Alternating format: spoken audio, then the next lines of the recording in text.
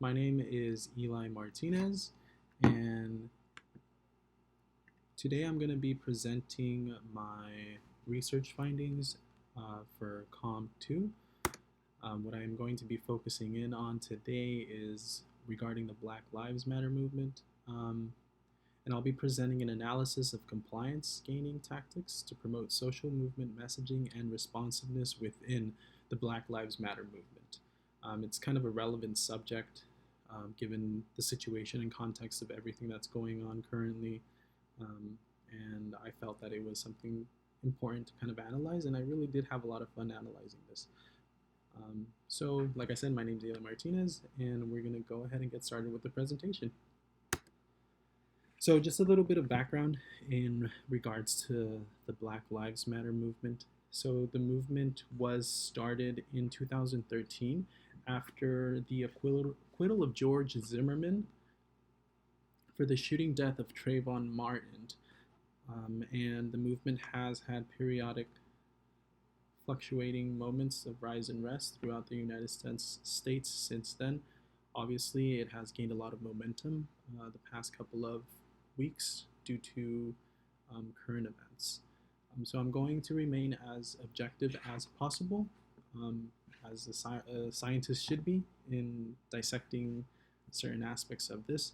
So let's go ahead and get started. So the compliance gaining and persuasive tactics that I observe that are being used or have been used by advocates and activists are the following. First, the use of social proof. Second, the use of ostracism. Third, the use of negative emotions. Fourth, the use of patriotic images / messaging. And fifth, lastly, the esoteric persuasion and usage of color.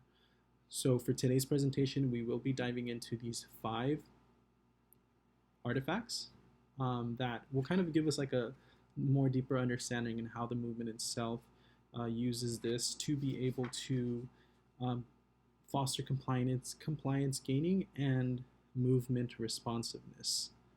So pretty interesting. Okay, so our first one is social proof. So from the research that I conducted, and that is pretty much evident throughout the movement contemporarily, is just the sheer amount of people that are able to participate in the movement throughout the protests and just the wide swath and variety of people. So social proof, as defined by Gas and Cider in our textbook, is the tendency to view behaviors as more appropriate or correct than a lot of other people are when a lot of other people are engaging in such behaviors. So just by the movement itself having the momentum with as many people as are involved in it adds a lot of persuasiveness to it. Something interesting that I also dug a little bit deeper into social proof was how the way minorities potentially can influence majority viewpoints as expectations of future interactions add persuasion to the message. So basically what this means is, and the way that I interpreted it as within the movement, is the majority who holds the power within the United States, with our obvious discrimination in social institutions, their viewpoints may change as minority movements begin to foster future expectations. In this given situation, I would consider the context of interactions between law enforcement and people of color. So as that is kind of brought to the light, then that kind of influences how the majority views the message of the movement and the responsiveness, and that is persuasive in nature. Our second one is ostracism. So ostracism, as denoted by Feinberg, it promotes cooperation within groups, and according to Riva, Williams, Torstrick, and Montali, is linked to levels of obedience and compliance gaining. So I thought that this is really interesting within the movement specifically because there is a lot of ostracism that happens or that is happening, specifically with words kind of like silence is violence, and also the way in which activists also shame people in positions of authority and ostracize their behavior. So this is correlated with compliance towards activist demands. And there is a lot of research that shows, as I have quoted, that ostracism is linked to levels of obedience and compliance gaining. So as these officials are ostracized more and more, they are more intent on being persuaded. Our next one is negative emotion and guilt. So you can see this happening a lot on social media. If you do have access to social media like Twitter and Instagram and other forms of social media, this is prevalent by one of the most prevalent phrases that is observed is just calling out privilege within individuals. So activists use this as a catalyst for responsiveness and recognition of the movement. And also, coincidentally, it does create kind of like a positive feedback loop, fueling social proof, which I thought was really interesting. Is very interesting. The next artifact is patriotic images and messaging.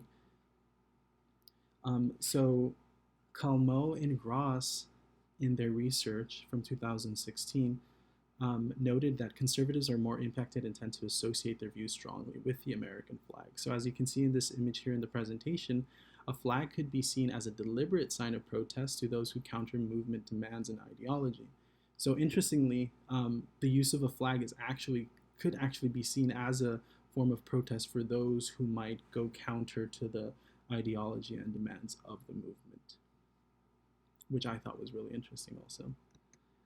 And finally, the last use of persuasion, which I thought was really interesting too, was the use of color, specifically with this one specific example of a Black Lives Matter, the whole phrase being spelt out and painted in Washington, D.C. So when you think of the color yellow, what do you usually think of? I know that I kind of think of highlighters, school buses, and stuff like that. So it kind of denotes attention, something that needs attention. So the movement itself is drawing attention in our nation's capital to something that needs to be addressed nationwide. And again, a lot of research does show that color invokes associated feelings, as stated in our textbook. So that is my presentation for today. I hope you enjoyed it. Again, today for my presentation, I talked about how the Black Lives Movement uses compliance gaining tactics and promote social movement messages and responsiveness through their use of social proofs, ostracism, negative emotions, patriotic images, and messaging. I hope you enjoyed my presentation. Stay safe and have a wonderful summer.